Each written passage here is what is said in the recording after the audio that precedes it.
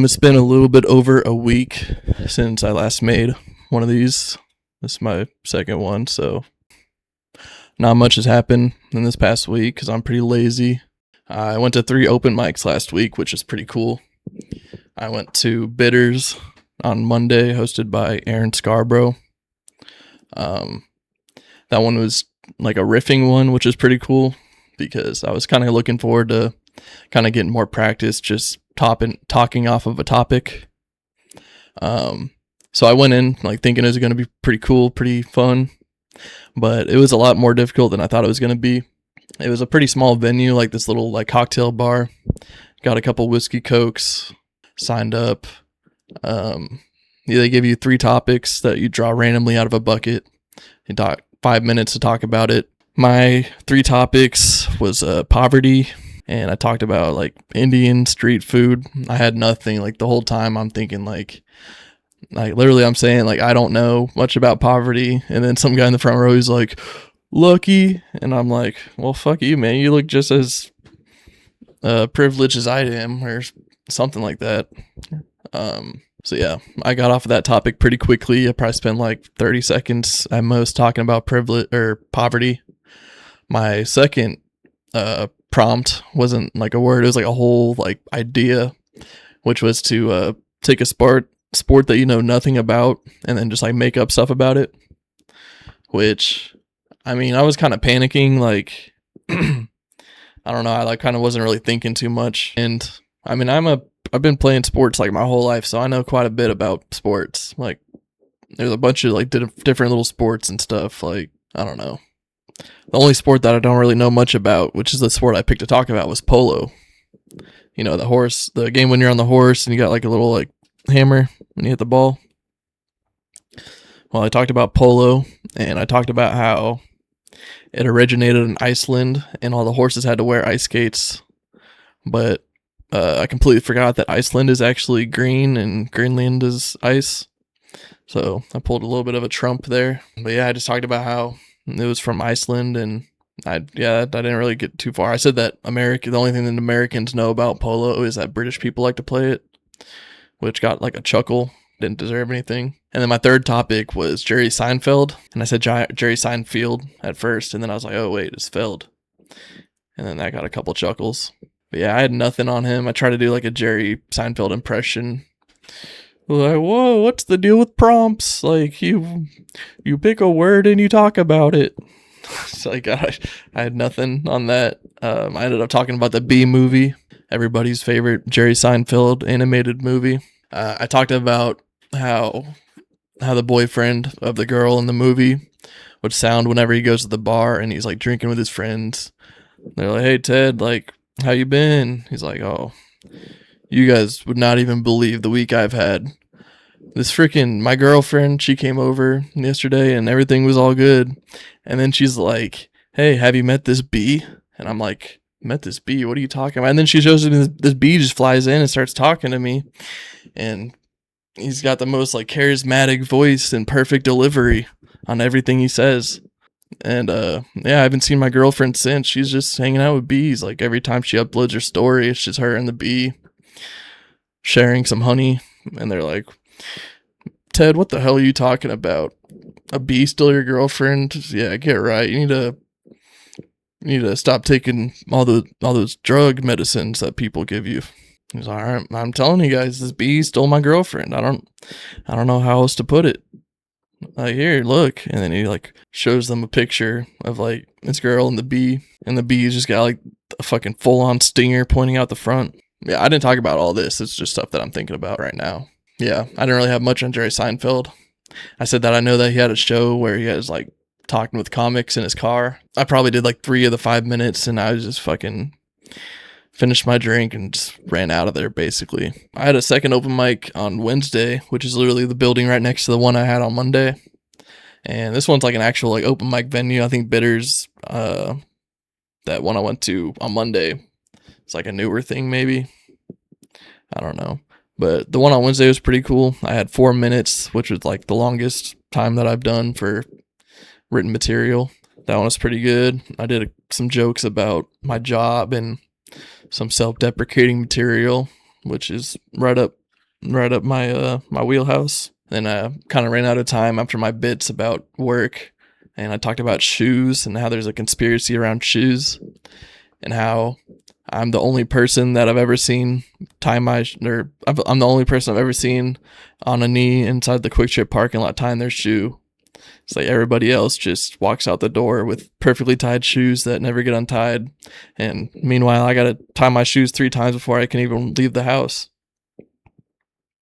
So I've actually started double knotting my shoes, which is a little trick I learned in like 2nd grade. And it's been working pretty well. I don't have to tie my shoes anymore, which is nice. My 2nd grade and tying my shoes kind of reminds me of this time that I was in music class, and I got called from the office to come down there because I had a special visitor. And meanwhile, before this, I was tying my own shoes together for some reason, and I tied them together. They're like, "Oh, Tavin, come down to the office." So I start shuffling my way out there. And the music room's right next to where the office is. So my dad, who was there, he just went from the office and tried to walk his way over to the music room. And I met him in the hallway. And as I see him, I like trip because I tied my shoes together. And then my dad like gets pissed. He's like, "What the fuck? Like, somebody tie your shoes together?" I was like, "No, I tied my shoes together." He didn't believe me. He thought I was like getting bullied or something. But nope, I was just playing an old practical joke on myself. So that's pretty cool. I think that's like probably the most disappointed my dad's ever been in me was in 2nd grade when I tied my own shoes together. The most proud he's probably ever been with me is this time that me and my brother were on a road trip with my dad and his buddy. We were like 4-wheeling or something. And I don't know what it was, but we were just in the back seat, me and my brother, and we're parked at this gas station. And something happened to where me and my brother made my dad mad or something. And he goes back to smack my brother and hits him, and like he's crying, and I'm fucking scared because I know I'm about to get hit next. My dad comes back to hit me, and then as he hits me, I just like Mr. Miyagi like whacks off. I block that stuff with my my yellow belt taekwondo or whatever I had at the time. And I block it away, and I'm like crying. I'm like, "Oh no, no!" And then he's just like smiling. I look up, and he just has like the biggest like smile on his face. He's like, "Oh yeah, those taekwondo lessons are finally coming in handy." And I tried to make a joke about this. I might need to like try to rewrite it and do it again. But the joke was when you're a kid in America, your parents put you in like taekwondo lessons to protect yourself. But when you have a Italian dad or Italian American dad, they put you in taekwondo to protect yourself from them. Something, I don't know, something like that. That's the premise, pretty much. A little kind of somewhat dark humor of physical punishment from parents. Here's a joke idea I've been thinking about. They say it was a straw that broke the camel's back, but when the camel has 2 humps, it was a bendy straw.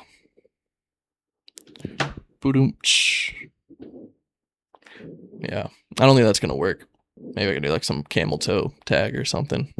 Yeah, what else was I talking about? I was just trying to do a quick one because college football 27 is finally out. If you just got like the $80 version or whatever, they try to push this like $150 version where you get like a year-long membership to like Madden or EA Sports Plus or something like that. And they let you play college football in Madden like 7 days before they come out, and you get to play for that whole entire year. But once that year is up, then you can't, like, you have to renew your membership or whatever to keep playing them. Like, you don't actually own the game, which is crazy because like this was like one of my first thoughts. Like whenever I was getting into trying to do stand-up comedy, one of the first like ideas that I really came up with was a thought that I had during COVID or after COVID, which is like all these companies that like miraculously were benefited by no contacts, like stuff like DoorDash and Amazon and all these like different companies that they just like bring stuff to you. You don't have to like go out and be like physically like grab it or whatever. It's like all these companies, they made fucking like 500 times profits, while all these like self-owned mom and pop little stores and stuff are like all tanking and stuff because they don't have any customers that can go there like face to face. I think it's like techno feudalism or something. No, techno feudalism is a term like used for how everything is like going towards a subscription based thing, and like you don't own anything. In China, you can't like own a house. Like you can only rent a house for 99 years or whatever, which is kind of to the point where we're getting right now with like techno feudalism and like subscriptions based on literally TV. It's like TV's not a thing anymore. It's everything's just a subscription. You'd think like we're this far in the future and there'd be all these options. Back when you're in like 1975, like whenever my parents were born, they're probably like, oh man, this TV is cool. Like, well, we only get 7 channels. I bet one day in the future, there'll be 1,000,000 channels. But then you like fast forward to now and there's like fucking just as many channels as there was before. But the other channels are behind a fucking paywall. I don't know. Just some random thoughts. This last weekend was, I think Saturday, was America's 250th birthday, which is crazy because like we're such a young country. Like literally, like I'm 27 years old. There's probably 5 generations of people before me, and that's like before America was even a thing. And then you fast forward to today, and we're fucking the motherland country that everybody wants to come to. But then everybody that lives here wants to talk about how bad it is. It's crazy. I remember being a kid thinking like, back when I first learned about like, you could have been born somewhere else, like thinking like, oh man, I'm so lucky that I was like born into the family I was born into, like in America, thinking like, oh man, I could have been like a kid born in like freaking Zimbabwe or freaking some other weird sounding country. You really had to be thankful for like everything you have, because I mean a lot of other places they don't have like clean water, they don't have like easy access to food, they're like in really dirty dirty environments and not a lot of order, so they don't have like fucking, they don't have a system in place to where it works for them and they can just reap the benefits of it, which I think a lot of people forget about, is like how much stuff goes on behind the scenes that we have no idea about it. Because like something I think about a lot is, would just like everything crumble if nobody worked for a day? And I used to think like, oh yeah, everybody could just have the day off and we can all go to the beach and enjoy the weather. But in reality, if everything stopped for a full day and like shipments weren't getting to where they're supposed to be and planes weren't flying people and I don't know, like everything, like you wouldn't, like, what would you do on your vacation for that day? Like you can't go to the store, you can't get any chores or errands done, you can't go out and play laser tag or go bowling. Like everybody would just have to sit at home and hold hands and sing Kumbaya. Or I guess you go out in the park and have a family outing. But even then, like your car breaks down, who's gonna fix your car? Like I don't know, there's so many different little pieces that go into like having just a normal day that I think that a lot of people take for granted. So I don't know. I'm also a pretty glass half full kind of guy, so I tend to look at the bright side of things, or try to at least. Like right now, I could be playing college football 27, but on the bright side, I'm getting out all these thoughts and can maybe make something out of it comedy wise. You never know. Okay, well, I'll end on this one about weed and Zens, because this is a thing that I've been kind of dealing with for, well, not really dealing with, I'm not dealing with it, but something I've been like aware of that I want to work on, I guess subconsciously, because I'm not really working on it. But weed and Zens. Weed and Zens, and I mean, I don't really drink this, but energy drink. The amount of weed, Zens, and energy drinks I consume on a weekly basis is probably enough to stop a full-grown cow from reaching its potential or something. But yeah, I go through Zens like crazy. Like, I don't know. It's like I can't even like eat breakfast anymore. I just wake up and it's like, well, when I first wake up, I'm not like really hungry at all because of cortisol or whatever the fucking happens when you wake up. But I wake up and I'm like, oh man, usually I'm waking up like 15 minutes before I have to go to work. So I'm just kind of rushing to work. Don't eat breakfast. And I'm like, well, if I'm not going to eat breakfast, I guess I'll pop in a Zen. And I'll pop in a Zen. I'll go for like an hour. I replace my Zens like at like an hour at the most, for the most part, unless I'm like doing something. But yeah, I'll just be freaking like relay racing freaking Zens into my mouth from my can, trying to break the world record. And I have like a whole entire like white trash bag full of Zen cans and rewards that I haven't entered in yet because I'm lazy. And so that's been something I've been trying to work on, is cutting down on those. Like, I thought I wanted to quit weed, but I don't know. I just enjoy weed. It makes me feel, I don't know, less bored. I try to think back to when I was a kid and like you'd be bored all the time, or at least I was probably bored all the time, which is where creativity comes from, is being bored. Like, I can never think of any like comedy, like nothing funny when I'm scrolling on my phone. And then if I do anything when I'm not on my phone, like what I said in the last episode, I do my best thinking in the shower, driving, and like right when I'm trying to sleep. It's like I don't have my phone for any of those situations. So that's when I come up with most of my stuff, because I don't have this phone just like draining my attention and wherewithal. But like when you're a kid and you're bored, you just like, for me at least, I had like toys. Like I remember one time I was like grounded or something, I think, and they're like, go to your room, and I was like, fine, I got all the toys in the world up in there. And I remember I was just playing with my toys, and then next thing I know, it's like I'm still on the carpet playing with toys. And it's like the next day, I'm like, what the hell? I just pulled like my first ever all-nighter just straight playing with toys. I mean, nowadays you can't really play with toys. Like, I'm gonna, oh, doop, doop, doop, doop, through. Like, no, I don't know. We can't really play with toys. Whenever I was doing I did like a week, or no, like 8 weeks of like improv classes or whatever. And the whole time when I'm doing improv, I'm like thinking to myself, like, this is just like kids playing with toys is like adults doing improv. It's like, it's just all like playing, which I really enjoyed it. Like the whole aspect of just saying whatever first comes out and just being stupid and funny. That's my wheelhouse.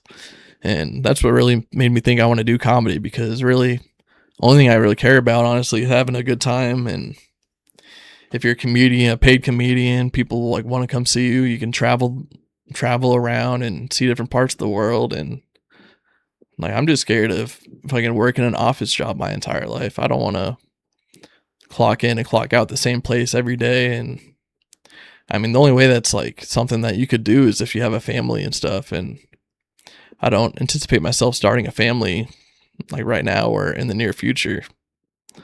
So I don't know. The one thing that like really stuck in my mind is like this quote. It's like, if you could do anything in the world without fail, like what would you do? And I remember thinking about this quote a lot. And the only thing that I ever thought of was like doing comedy, or like, I don't know, just making people laugh and doing comedy is probably like the biggest thing that popped in my head. And I was like, then I thought about it for like, I don't know, 2 or 3 years. I was like, man, like, no, I can't do that. Like, I'm doing good right now. I'm working for the school district and blah, blah, blah. But then over time, that stuff got fucking mundane as hell. And I started, I don't know, I went to an open mic just to watch like 3 or 4 months ago. And I watched all these people on stage and I was like, oh man, this isn't even that like there's no punchlines, and people weren't like, there's no real like cue to laugh. And so I was like, oh, okay, I'm going to come back the next week and I'm going to prepare some material and I'm going to do my 3 minutes. And that's what I did. I mean, granted, I've started writing like 2 months before I ever went up on stage. Like I had an idea that I wanted to do this and I prepared for it. And so, yeah, I went to the show a week before, watched them all go up. I was like, oh man, this ain't bad at all. Went back the next week. I did my 3 minutes. I had a couple friends show up. They recorded me. And yeah, I've been done it like 10 times since. 10 total, no, 11 total, 12 total open mics. I just did number 10 at the comedy club. And I mean, my biggest takeaway from doing all these open mics is I really just need to write more.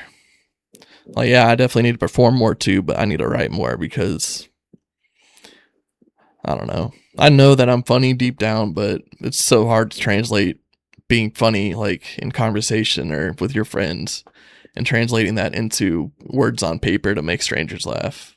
And maybe I'm just like overanalyzing it and being too critical of myself and what I write down, but I don't know. I do a lot of like cornier, cheesier kind of jokes, but I mean that's the stuff that I find funny and humor in. It's just like the logic. I just like the logical dumbness, I guess you could say. Like it makes sense, but it's dumb. It's so stupid, but it makes sense. And that's my kind of humor, I guess, is throwing stupid at the wall and hoping it sticks. And I mean, I like some of the jokes I've came up with. Like, don't get me wrong, but I just know I could be way more layered. Like a lot of my stuff is more like surface. I feel like, but I don't know. That's why I do this. And my college football game has officially been done for like 10 minutes, so I'm gonna end that here. I forgot I was drinking, but